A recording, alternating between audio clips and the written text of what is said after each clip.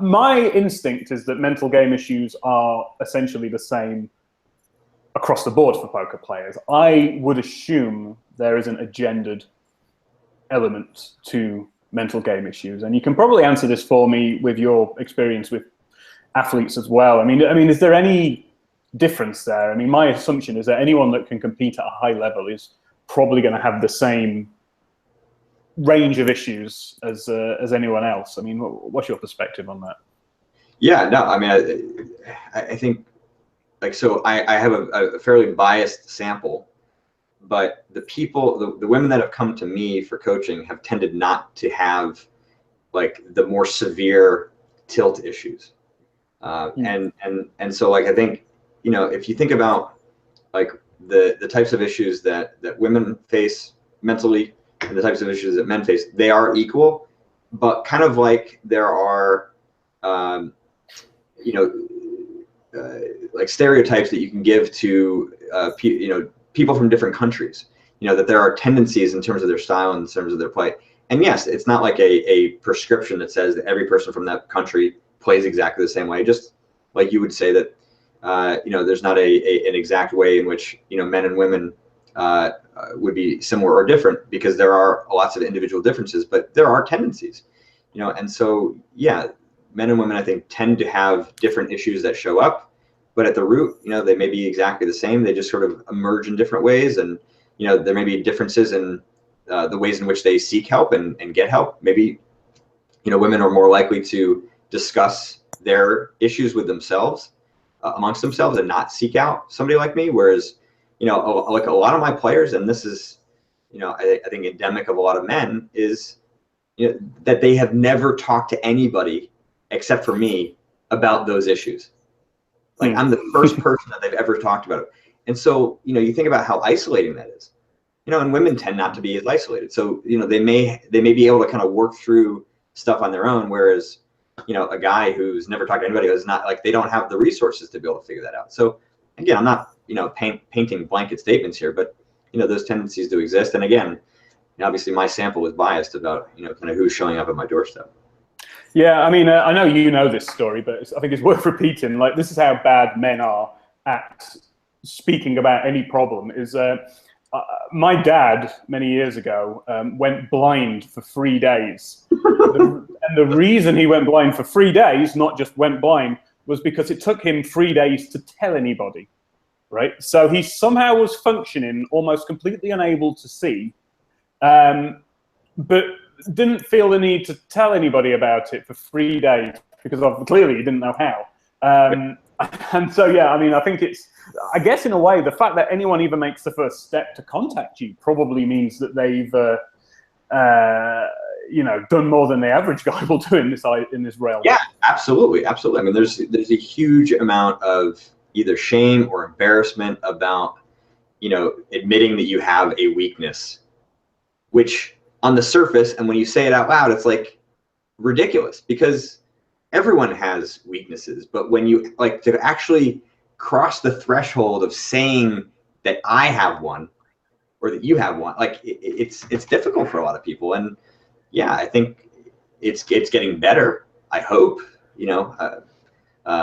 You know, and I think sometimes people have this like viewpoint that if you start talking about your issues out loud, then you're just going to become like completely overwhelmed by them, and there's no way that anybody can even help, you know, including somebody like me. So, like, why even bother, you know, mentioning it? I'll just kind of live my life, and, you know, it'll be what it'll be.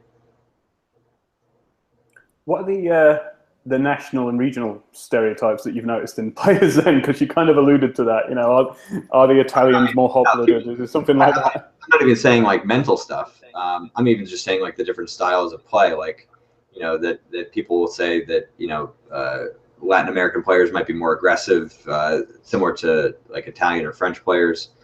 You know, players from Germany are more, you know, sort of logical and methodical, more GTO based and, you know, kind of feel based. Like, they're not going to be the intuitive type players, you know, things of that sort. But again, the British players have bad teeth. I know they're just drunk. Not a thing, but they're just drunk. I mean, I guess it makes sense that men are more likely to have tilt issues based on what you just said, because I guess if we're going to go and eat down a biological route, men have loads more testosterone. I mean, would you say those two are linked? I mean, tilt is anger, testosterone, it's... Possibly, yeah. I mean, I truthfully don't know much about like kind of the biological roots or the hormonal sides to, you know, anger issues. I tend to think they more, not necessarily are like, I tend to be more curious about like the psychological factors that influence hormones than the hormones that influencing you know, biology or psychology. But I mean, they have to be there. I don't know a ton about it, but I mean, yeah, whether it's testosterone or just a general tendency towards being more aggressive for, you know, evolutionary reasons, you know, it would make sense that men would tend to have more anger issues than women, or at least, again, like a lot of anger issues, like kind of when you dig beneath the surface, can appear very similar. It can be caused by the same sorts of problems that will produce anxiety also, and that's true in men. Right, some men will have more of a tendency towards fear than a tendency toward anger, and that's just like the actual roots of the issues are exactly the same. It just sort of shows up in different ways, and I would expect that, you know, the same can be true with women. That some women are going to be more likely to, you know, show, you know, their underlying, let's say, high expectations of themselves, or you know, desires for perfection, or some illusions of learning, things of that sort. And have it come out in, you know, fear or in anger. So, you know, to me, I'm more curious about, you know, the roots of these issues anyway. Sort of it doesn't really matter what that person's gender is or the way in which it shows up, except to know, you know, how best to understand that person and how the correction is going to apply to them. Would you say that if, as we were saying, men have a tendency to bottle these things up, would you say that bottling something up has a direct causal link to anger? Or would you say that the bottling up just has a causal link to however someone's mental game issue is going to manifest, whether it's anxiety or anger?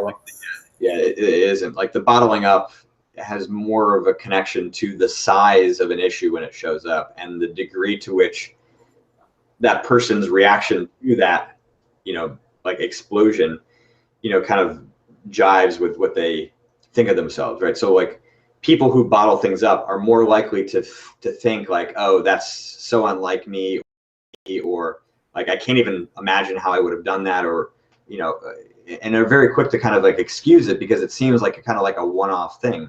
And that can happen too in terms of fear, right? Where you just like completely get paralyzed, you know, in a like a final table, or, you know, in the multiplier game. And you just sort of think it's like a one-off, like it's just not kind of how you typically handle things. But the fact that you're bottling things up and not really dealing with them when they're small causes the explosion and causes that sort of significant overreaction.